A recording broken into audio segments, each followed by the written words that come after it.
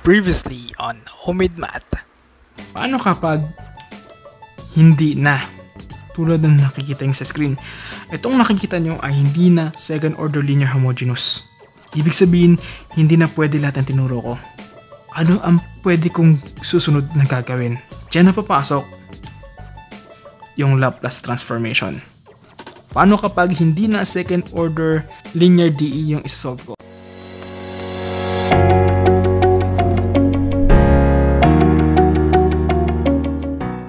What's up mga tropa? Welcome to Chapter 3 or Part 3 ng ating second order differential equations serye. In this chapter, pag-uusapan natin kung ano ang Laplace transform, bakit siya ginagamit sa pag-solve ng second order DE, at paano ba gawin ang Laplace transform. Pero teka lang, the content of this video are more on discussions lang. If you are more interested in problem solvings or computations na, please skip this video and proceed to chapter 4. Sa mga naiwan, let's go!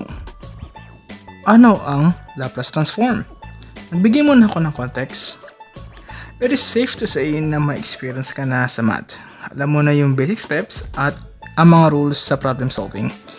Ibig sabihin, may idea ka na rin kung gaano ka meticulous at kung gaano ka tedious mag-solve ng mga math problems.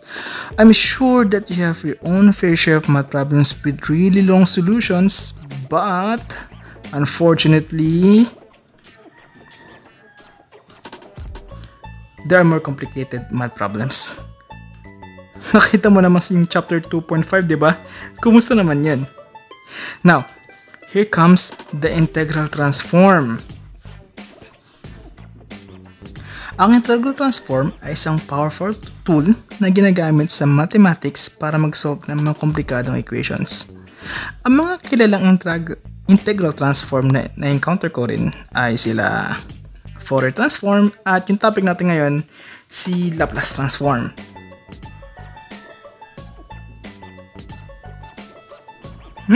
Good question, tropa. As you can see sa equation natin, ang goal ng integral transform ay convert ang isang complex function into a simpler algebraic one, or formally known as complex frequency domain form. Sa case ni Laplace, pakita ko lang. Sa case ni Laplace, parang ganito. This jigsaw puzzle represents a complex problem sa D, since Laplace naman ang pinag-usapan. Once you applied Laplace transform, the jigsaw pieces become like this. Notice the difference?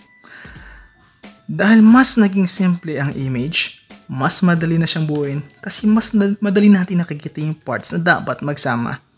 At once the pieces have been put in their proper places, na-solve na yung problem.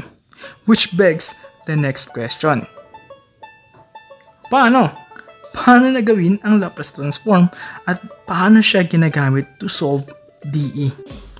Usually, hindi na pinapaliwanag ng mga prof in detail yung solution sa integral na part. So, I'm gonna do the same thing. Literal na mag-integrate ka lang using the infinity and 0 as the upper and lower limits respectively. Just remember na gagamit din kayo ng concept ng improper integral. Comment down below kung gusto nyong panoorin yung video o gumawa ko ng video tungkol doon.